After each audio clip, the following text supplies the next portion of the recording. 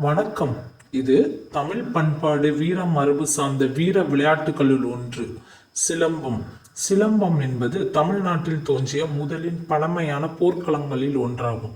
சிலம்பு என்ற சொல்லில் உருவான இந்த கலை சுருள்வாள், உரிமை போன்ற பல ஆயுதமாகவும் பயிற்சிகள் பெறப்பட்டன.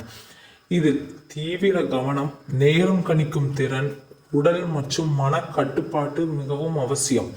சிறிய தவறும் ஆபத்தாக மாறிவிடக்கூடியதால் இது பொறுமையையும் புத்திசாலித்தனத்தையும் கற்றுத்தருகிறது. நம்மிடம் சிறந்த சுருள்வாள்கள் மற்றும் உரிமை கிடைக்கும். அணுகவும் VS ஜுவல்ஸ் மேக்கர்.